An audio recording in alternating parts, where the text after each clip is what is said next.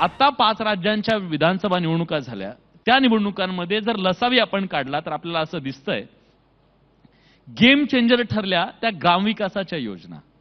ह्या ग्रामविकासाच्या योजनांनी कुणाला सत्तेत पोहोचवलं, कुणाला सत्तेतून बाहेर टाकलं.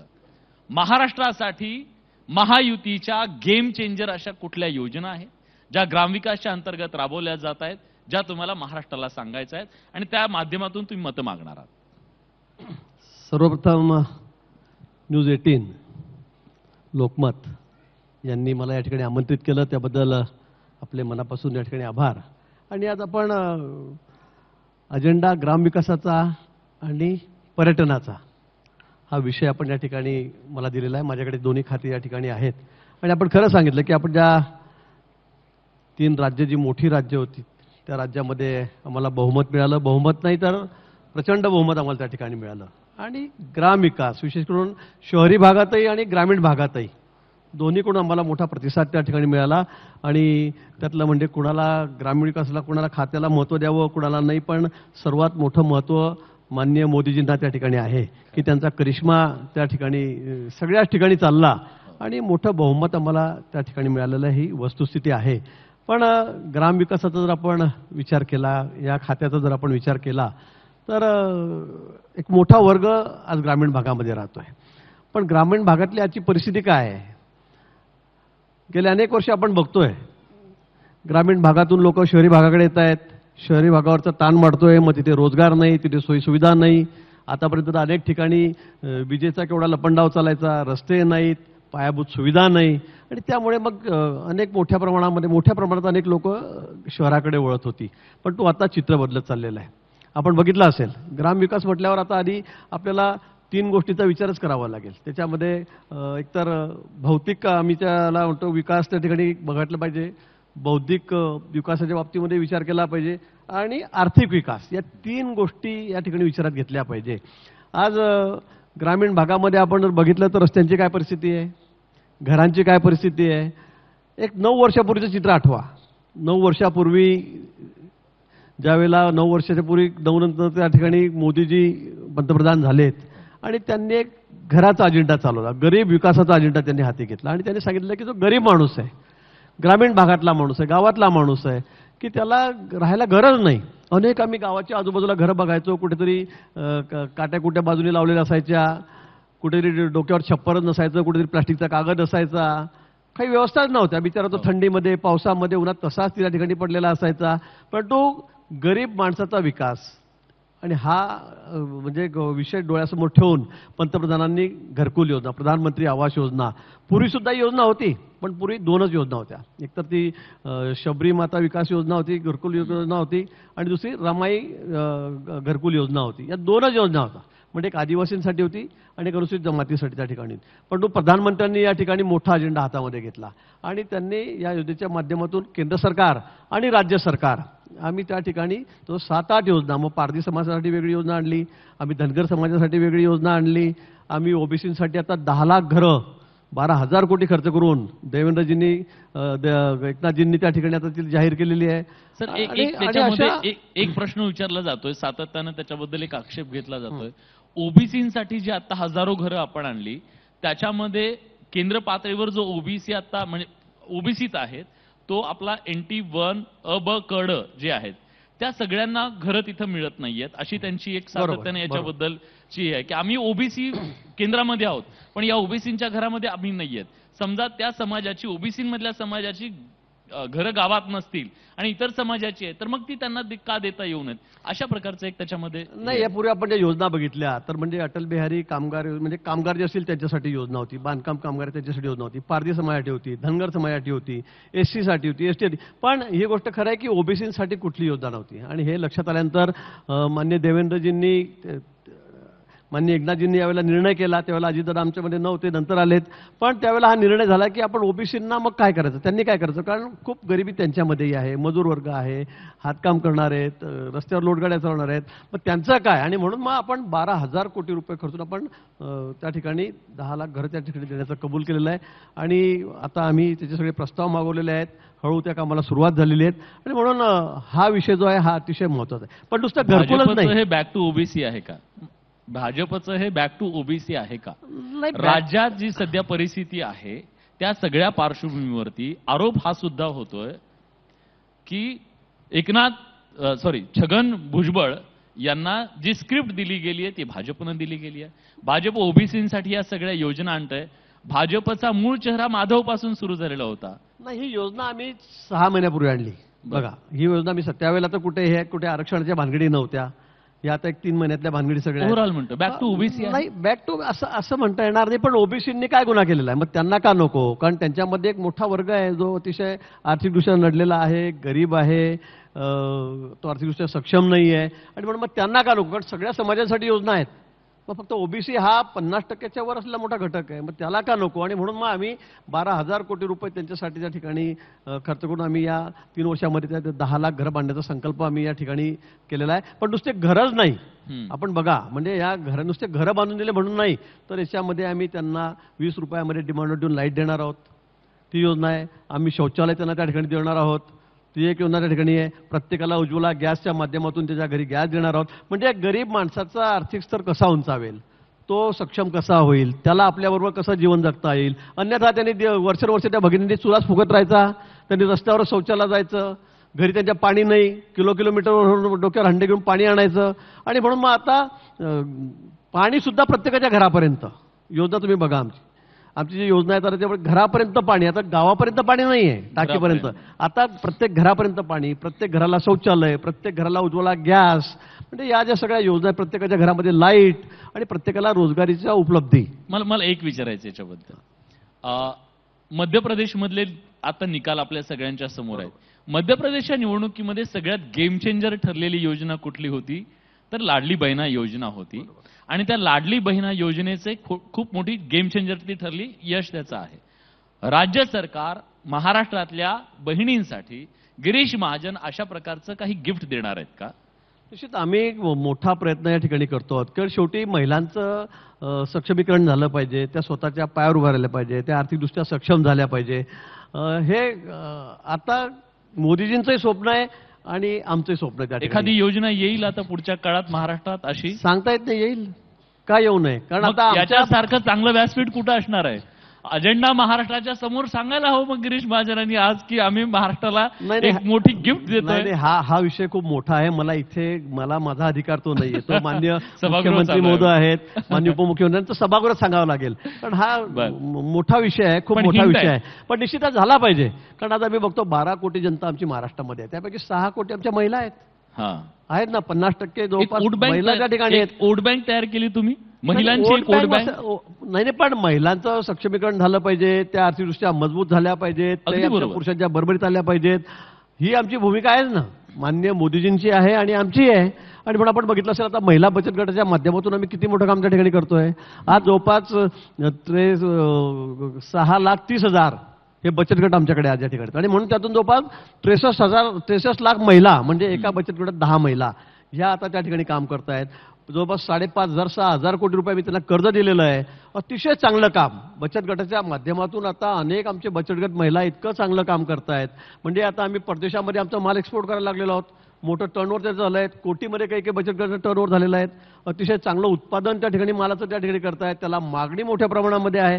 आणि शेवटी गावात राहणाऱ्या महिला आहेत, त्यांना दुसरा उद्योग काय? मग शेतात जाणं आणि मजुरी करणं.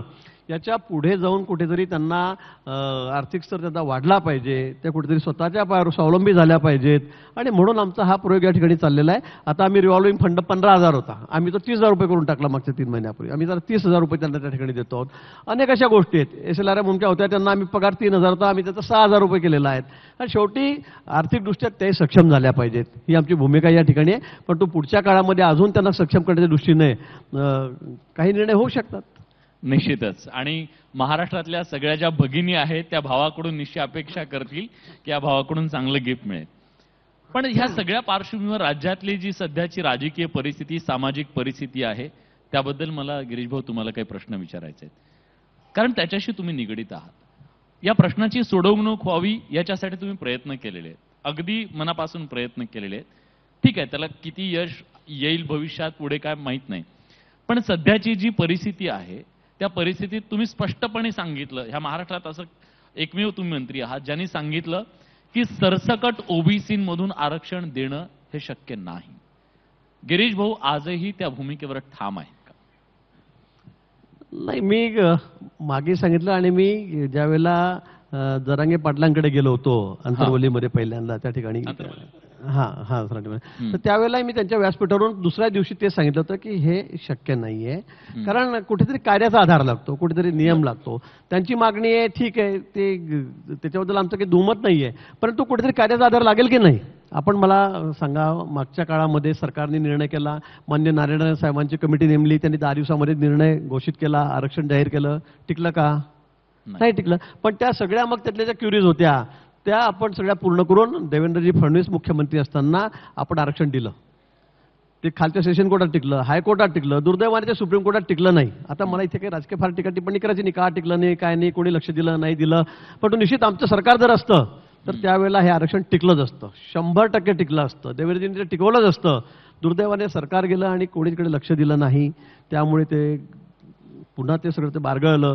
आणि त्यानंतर आता जी मागणी आहे, खरं म्हणजे तुम्हाला मी सांगतो, कोणालाही मुख्यमंत्री करा आणि असं देता येईल का मला सांगा? जरांगे नाही केलं तरी, जरांगे नाही केलं तरी पण देता येणार नाही, नाही देता येणार. कारण शेवटी प्रत्येक गोष्टीला कायद्याचा आधार आहे, काही नियम आहेत. असं असतं तर मग बाकी सगळे सगळं, मग आम्हाला अनेक लोकांचे म्हणणं, आम्हाला एसटी मध्ये समावेश करून घ्या, मग त्यांनाही करता आलं असतं. कोळी समाजामध्ये टोकरे कोळी आहेत, ते म्हणणं मग सरसकट सगळ्यांना टोकरे कोळी द्या, असं करता येईल का?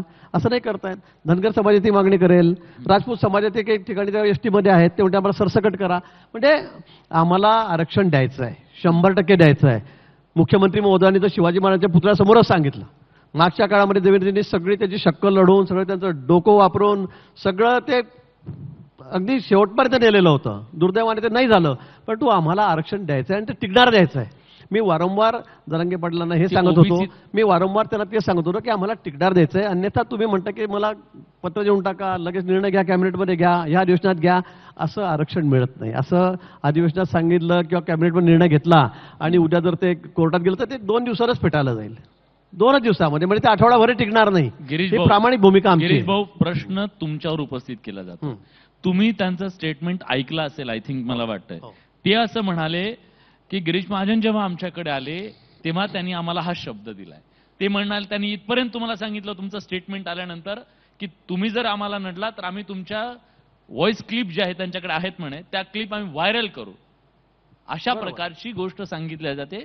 खरंच काय बोलणं झालं होतं आणि तशा काही क्लिप आहेत का? नाही, मी वारंवार पुन्हा तेच सांगतोय, पुन्हा मी तेच सांगेल आणि जे खरं आहे मी तेच सांगेल. मला कोणाविषयी जरांगे पाटलाविषयी आकस आहे का, कोणाविषयी ओबीसीविषयी आकस आहे का, आपण असं नाहीये. जे प्रामाणिक आहे, जे खरं आहे, मी तेच सांगेल त्या ठिकाणी. मी त्यावेळेलाही फक्त मुदत वाढायचा विषय होता की बाबा आता ठीक आहे, तेवढे 2 महिने झाले आणि तुम्हाला 3 महिन्याची मुदत दिली, म्हटलं अजून 1 महिना वाढवून द्या, 1 महिन्यापर्यंत बघा, आपण सगळे प्रयत्न करू. त्यानंतर मग त्यांचं शिष्टमंडळ आलं, त्याच्यामध्ये सगळे त्यांचे ते सगळे म्हणजे ज्यांना ज्यांना त्या विषयातला आवड होती, गोडी होती किंवा माहिती होती, अधिक त्याचा अभ्यास होता, हे सगळे लोक त्या ठिकाणी आले. माननीय मुख्यमंत्री, उपमुख्यमंत्री सगळेच होते, सगळे अधिकारी होते, 100 एक जणांची टीम असेल. त्याच्यामध्ये सगळी चर्चा झाली आणि त्यात सगळ्यांचं म्हणणं हेच होतं की बाबा असं सरसकट आपल्याला ते देता येणार नाही, हा विषय त्या ठिकाणी झालेला होता. आमचा विषय असा होता की महिनाभर अजून मुदत घ्यायची आणि त्यातून काय आउटपुट बाहेर येतो तो बघायचा, अन्यथा त्याच्यावर कायमस्वरूपी तोडगा काढायचा. हा तर मागचं आम्ही असं कधीच म्हटलं की तुम्हाला सरसकट सगळं देऊन टाकू, मी तर कधीच म्हटलं. त्यांनी मला क्लिप दाखवावी वाटल्यास मला काही लिहून दिलेलं नाही. नाही, लिहून पण कोणी दिलं नाही. हा सगळा तोंडीच विषय होता की बाबा 1 महिन्याची मुदत द्या, 1 महिन्यामध्ये आपण ही समिती काम करेल आणि त्यावर तो निर्णय येईल. म्हणजे प्रश्न समितीपर्यंतचा होता, समितीपर्यंतचा होता, समितीच्या कार्यकक्षेचा होता. त्यांनी, मी तर म्हणतो की त्यांनी असेल तर मला दाखवावं, माझं काहीच म्हणणं नाही. तुम्ही आव्हान बघा, जरांगे पाटलांचा हेतू अतिशय प्रामाणिक आहे, समजा त्याबद्दल काही वाद नाही, त्यांना आरक्षण द्यायचं आहे त्यांना, पण ती जी पद्धत आहे ना, मला वाटतं ती कायद्यामध्ये कुठे न बसणार. मी अजूनही स्पष्ट सांगेल, की ती कायद्यात बसणार नाहीये. त्यांनी निश्चित ते घ्यावं. थोडं म्हणजे आता क्युरेटिव्ह आमची याचिका आपण त्या ठिकाणी पिटिशन जे आम्ही दाखल केलेलं आहे, मला आशा आहे तुम्ही वाट पाहता. हो, निश्चित क्युरेटिव्ह मध्येच आम्ही वाट बघतो आणि त्यातूनच ते होणार आहे. अन्यथा असं कोणी किती म्हटलं, कोणालाही मुख्यमंत्री केलं तर शक्य नाही. आता इतके वर्ष मग का नाही दिलं? आता इतके वर्ष सगळे मुख्यमंत्री झालेत, 30 वर्ष झाले, त्या 40 वर्ष झाले भांडतोय आम्ही त्यासाठी. आमचे मराठी बांधव भांडतायत, कोर्टामध्ये जातोय. मग त्यावेळेला असं का नाही करता आलं सरळ की चलो नका सगळ्यांना सरसकट करून टाका, काय अडचण होती त्याच्यामध्ये? हे का नाही झालं? कोणाला विचारा तुम्ही, कुठल्याही राजकीय म्हणजे इच्छाशक्ती- बुद्धिवादी माणसाला कोणाला विचारा, कुठले आता एवढे रिटायर जज आहेत, गायकवाड साहेब आहेत, शिंदे साहेब आहेत ना, सगळे भोसले साहेब आहेत, सगळे त्यांना कमिटीमध्ये सगळे, त्यांना तरी जमतंय काय हे? ते तरी म्हणतील का की देऊन टाका सरसकट म्हणून? तसं गिरीश कायदे भाऊ, गिरीश ते भाऊ. टिकणार नाही. म्हणून आमचा प्रामाणिक हेतू हाच आहे की कायमस्वरूपी आरक्षण मिळालं पाहिजे. ते देत असताना कोणावरही अतिक्रमण होता कामा नये, ओबीसींचाही त्या आरक्षणात धक्का लागता कामा नये, हे वारंवार मुख्यमंत्री महोदयांनी सांगितलं आहे, उपमुख्यमंत्री महोदयांनी सांगितलेलं आहे. आणि म्हणून मला वाटतं थोडासा वेळ देऊन किंवा थोडंसं तांत्रिकदृष्ट्या सगळं आपण लढून आपण कायमस्वरूपी आरक्षण देण्यासाठी आम्ही प्रयत्नशील आहोत आणि ते आमचं सरकारच त्या ठिकाणी देईल. गिरीश भाऊ, जेव्हा जेव्हा हे सरकार अडचणीत आलं तेव्हा तेव्हा आम्ही तुम्हाला मैदानात उतरून त्या प्रश्नावर मार्ग काढताना बघितलंय. आजची राज्यातली परिस्थिती काय आहे? एका बाजूला जरांगे पाटलांच्या सभांना लाखोंची गर्दी, इशाऱ्यावर इशारे, आणि आपल्याकडे आता वेळ मला वाटतं खूप कमी राहिला आहे. म्हणजे 24 तारीख त्यांनी डेडलाईन दिली आहे. ते मुंबईच्या दिशेनं कूच करू पाहतायत. मुंबईमध्ये जर आले तर काय अडचणी होऊ शकतात याची आपल्याला कल्पना आहे. हे थोपवण्याच्यासाठी म्हणून गिरीश भाऊ आणि सरकार काय प्रयत्न करत आहे? त्याला प्रत्येक गोष्टीला सोल्युशन असतं, प्रत्येक गोष्टीवर मार्ग निघत असतो. आपण मागच्या काळी तर बघितलं असेल, गुज्जर समाजाच्या संदर्भामध्ये हरियाणामध्ये, दिल्लीमध्ये जेव्हा किती निदर्शनं झालीत, जाट समाजाची किती निदर्शनं झालीत, पण प्रत्येक गोष्टीला शेवटी मार्ग हा निघत असतो. मला वाटतं यातूनही चांगला सकारात्मक मार्ग निघेल. ते आज सांगणं कठीण आहे, कसा निघेल, काय निघेल, पण प्रत्येक गोष्टीला सोल्युशन आहे, मी असंच म्हणेल, आणि त्यातून हा मार्ग निघेल. पण यानंतरही मी यावरही सांगतो की थोडं सबुरीनेच घ्यावं लागेल आणि या संदर्भामध्ये शासनाची भूमिका अतिशय स्पष्ट आहे आणि प्रामाणिक आहे. मी तुम्हाला पुन्हा सांगेल, प्रामाणिक आहे. मला सांगा, देवेंद्रजींनी त्यावेळेला किती व्यवस्थितपणे सगळं केलेलं होतं. मला सांगा, मागासवर्गीय आयोग नेमलेला होता, जो राणे साहेबांच्या वेळेला ज्या सगळ्या गोष्टी राहून गेलेल्या होत्या, ज्या कोर्टाने निरसन आणून दिल्या, त्या सगळ्या आम्ही पूर्ण केलेल्या होत्या, सगळ्या पूर्ण केल्या होत्या. आता पुन्हा आमची अपेक्षा हीच आहे, आम्हाला तीच आशा आहे की आम्ही क्रिएटिव्ह पिटिशनच्या माध्यमातून पुन्हा त्या ठिकाणी मागासवर्गीयाकडे सांगून त्यांच्याकडून त्या सगळ्या ज्या क्युरीज आहेत त्या पूर्ण करून आम्ही शेवटी अगदी अंतिम टप्प्यापर्यंत आम्ही या संदर्भामध्ये पोहोचणार आहोत. हे आरक्षण निश्चित मिळण्यासाठी आम्ही सर्व प्रयत्नशील आहोत. सरकारची भूमिका त्या संदर्भामध्ये तीच आहे. परंतु मी पुन्हा सांगेल की या संदर्भामध्ये घाई करून किंवा कुठेतरी घाईगर्दीमध्ये आरक्षण घेऊन या ठिकाणी मग ते कोर्टामध्येच टिकणार नाही. मी तुम्हाला 100% सांगतो, टिकणारच नाही. हे कोणी सांगेल, कोणीही कायदेतज्ञ सांगेल, कोणी कायदेतज्ञ सांगेल. नाही तर मग मी तर म्हणतो की बाबा न्यायमूर्ती भोसले साहेब आमच्या त्या ठिकाणी त्या समितीमध्ये आहेत, त्यांनी सांगावं. भोसले साहेब आहेत, शिंदे साहेब आहेत, गायकवाड साहेब आहेत, कोणीतरी सांगा तर 4-5 म्हणावं की हो हे टिकणार आहे म्हणून.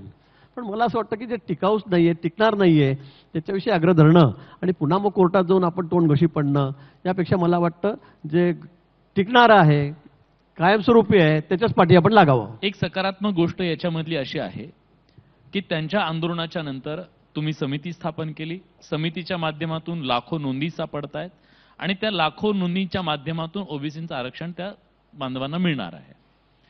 प्रश्न हा आहे, जे तुम्हाला शक्य झालं, जे तुम्ही करून दाखवलं, ते आजवर का झालं नाही? मुद्दा क्रमांक 1. हे न होण्याला म्हणजे समजा आज लाखो नोंदी मिळाल्या, याचा अर्थ लाखो लोकांना त्या आरक्षणापासून वंचित राहावं लागलं.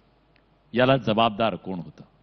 नाही, मला वाटतं तर तुम्ही आमच्याकडे जर बघितलं, जळगाव जिल्ह्यामध्ये खानदेशमध्ये बघा, तुम्ही उत्तर महाराष्ट्राला, तुम्ही विदर्भामध्ये बघा, आमच्याकडे सरसकट 90-95% लोकांना आमच्या नोंदी आहेत. बरं, आमच्या नोंदी आहेत, आम्हाला या ठिकाणी नोंदी आहेत. आम्ही सगळे ओबीसी मध्येच, आमच्याकडे सगळे मराठा समाजाचे बांधव आहेत. 98%, 100 2 लोक असतील, सुटले नसतील, मला माहित नाही, पण आमच्याकडे 98% सगळे मराठा बांधव आमचे ओबीसी मध्येच आहेत. ते कुणबी म्हणूनच आहेत. हा विषय मराठवाड्या पुढचा त्या ठिकाणी आहे की ज्यावेळेला त्यांनी त्या नोंदी घेतल्या नाहीत, लावल्या नाहीत, आणि ज्यांना गरज आहे, मला वाटतं त्यांनी त्या वेळोवेळी दाखले काढलेले आहेत, घेतलेले आहेत, हे खरं आहे. पण मला वाटतं आधी का झालं नाही? मग माझाही प्रश्न हाच आहे की हा प्रश्न आताच उपस्थित झालेला आहे, आता आम्ही ते करतोय आहे, पण 40 वर्षामध्ये कुणाला जे सुचलं नाही, आरक्षणाच्या बाबतीमध्ये आपण काहीतरी पाऊल उचलावं, हे कोणाला का कळालं नाही? हे देवेंद्रजी फडणवीस मुख्यमंत्री झाले त्यावेळेला शक्य झालं. मी अजूनही आपल्याला सांगतो, प्रामाणिक आमचा हेतू होता, देवेंद्रजींचा होता की मराठा समाजाला आरक्षण मिळालं पाहिजे, आणि आम्ही ते दिलं. ते सगळं कायद्याच्या साच्यामध्ये बसून आम्ही त्या ठिकाणी दिलं. पण दुर्दैवाने आता ते टिकलं नाही सरकार बदलल्यामुळे. मी पुन्हा तेच सांगेल की यांनी जर व्यवस्थित लक्ष दिलं असतं, व्यवस्थित टीम तरी उभी केली असती, तर मला वाटतं की ते टिकलं असतं. परंतु आम्ही कुठेतरी कमी पडलं, सरकार आमचं कुठेतरी कमी पडलं त्यावेळेला, आणि म्हणून आता ते हातातून आपल्याच गेलं आणि आता आमच्या नावानेच काट्या ठोकत बसायच्या की हे काय करतायत, काय करतायत. मला वाटतं हेही चुकीचं आहे.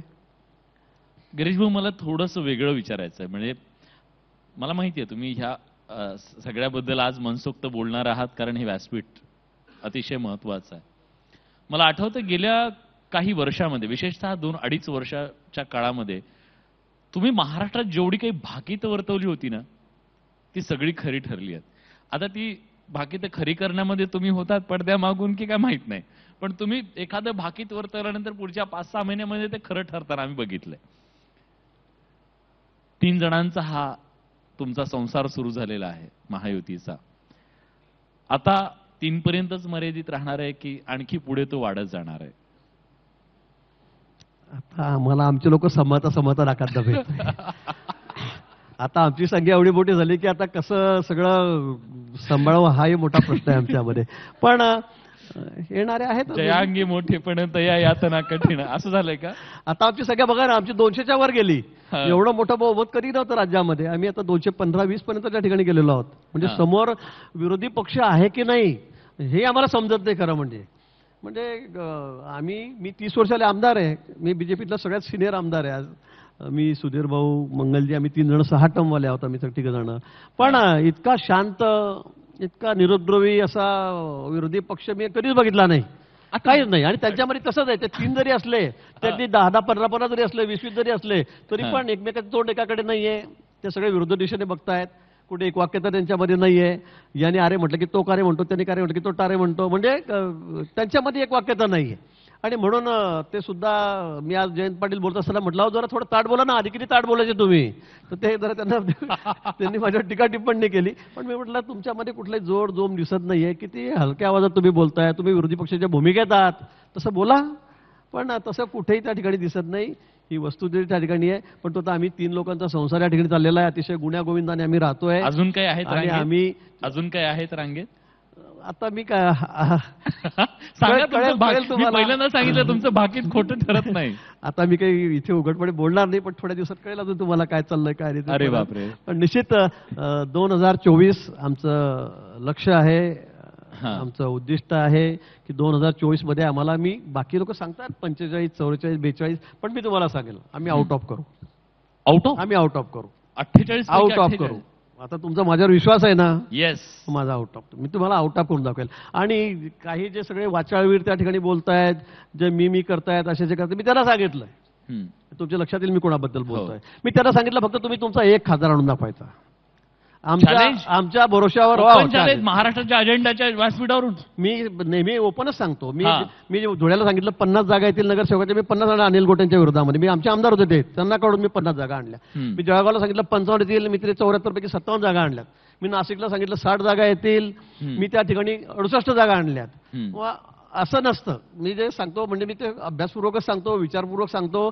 आणि म्हणून मी पुन्हा सांगेल की तुम्ही किती बडबड करा, तुम्ही काही बोला, शेवटी जनता आमच्या पाठीशी आहे, भारतीय जनता पक्षाच्या पाठीशी. आज देश कुठे चाललेला आहे, आज कुठल्या पद्धतीने आमचं कामं चाललेले आहेत. आज पंतप्रधान आज जगात 1 नंबरवर, सगळे सर्वे काल परवा आलेत नवीन नवीन सगळ्या एजन्सीचे, 1 नंबरवर. म्हणजे असा पंतप्रधान आपल्याला मिळणं म्हणजे खरं नशिबाचाच भाग आहे. कोणाला काही म्हणू द्या, कोणाला काही बोलू द्या, पण तो मला असं वाटतं की आज ज्या पद्धतीने देश पुढे चालला, आज रस्ते बघा काय झपाट्याने वाढ होते, वेगळं. तुम्ही विमानतळ बघा, दुप्पट झाली 9 वर्षामध्ये. तुम्ही IIT बघा, तुम्ही एम्स बघा, मेडिकल कॉलेज, सगळ्या क्षेत्रामध्ये आपण इतके पुढे चाललेलो आहोत. आपल्याला रस्त्याने जाताना सगळ्या महाराष्ट्रभर फिरा, देशभर फिरा, काय परिस्थिती आहे रस्त्याची. सगळे काँग्रेस राज्यांच्या निवडणुकीनंतर हा कॉन्फिडन्स अधिक वाढला असं मानायचं आम्ही? निश्चित वाढलेलाच आहे. आणि आउट ऑफ 48 48 मी तुम्हाला सांगतो 48. आणि आमच्या एका मित्रपक्षाला मी सांगतो की त्यांनी फक्त 1 आणले. बघा मागच्या वेळेला मोदीजींना सोबत घेऊन त्यांच्या भरोशावर त्यांची भाषणं करून तुम्ही 18 जागा आणल्या. तुम्ही म्हणता आमच्या भरोशावर झालं, तुम्ही म्हणता याच्या भरोशावर झालं. पण आता ठीक आहे, आता दूधचा दूध पाणी का पाणी होईल.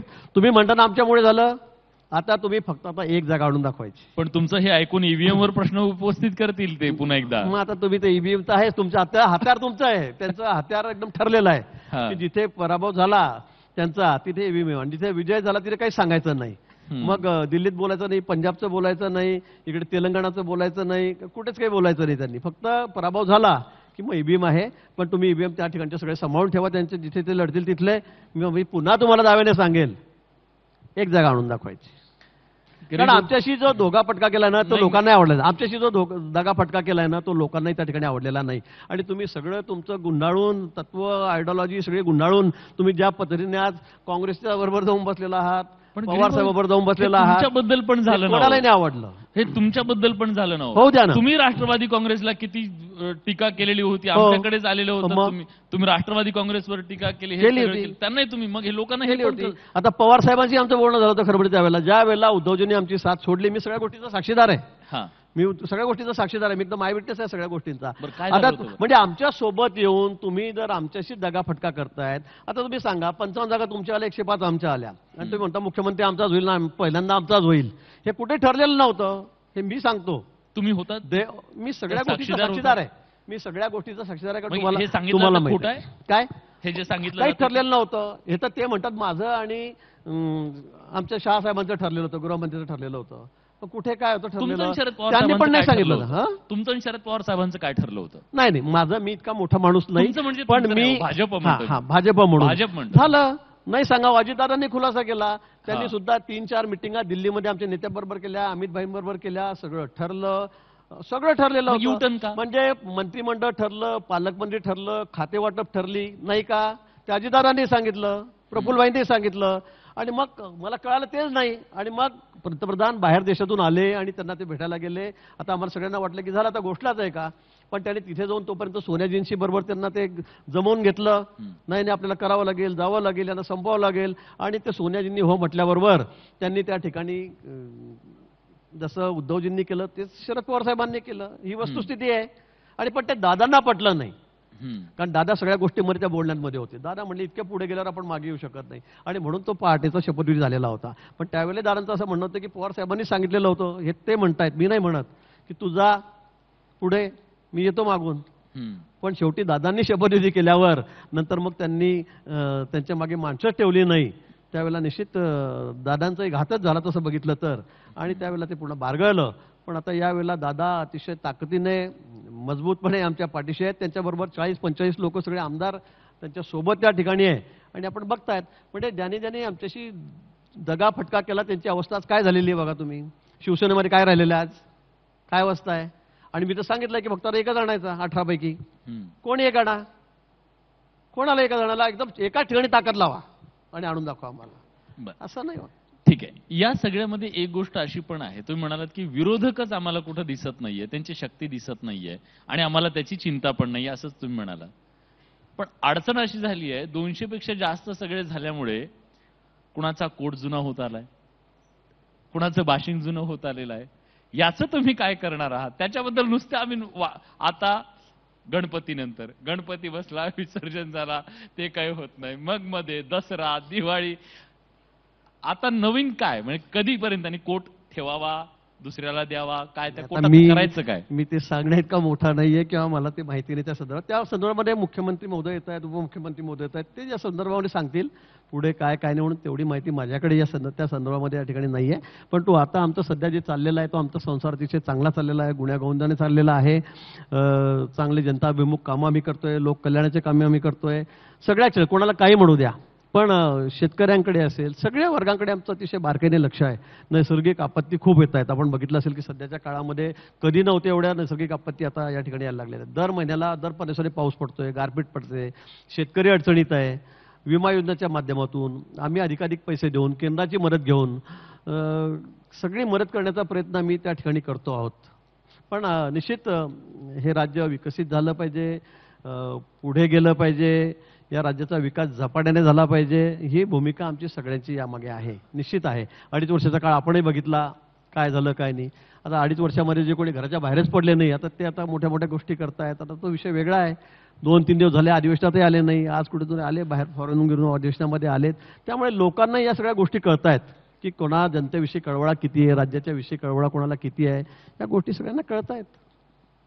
निश्चितच. आणि महाराष्ट्राला खूप अपेक्षा आहेत तुमच्या सगळ्यांकडून, कारण महाराष्ट्रातल्या जनतेला ह्या राजकीय सगळ्या सारीपाटावरच्या ह्या घडामोडी घडत असताना त्याचे जे प्रश्न आहेत ना रोजचे, त्या प्रश्नांमध्ये त्याला दिलासा हवाय.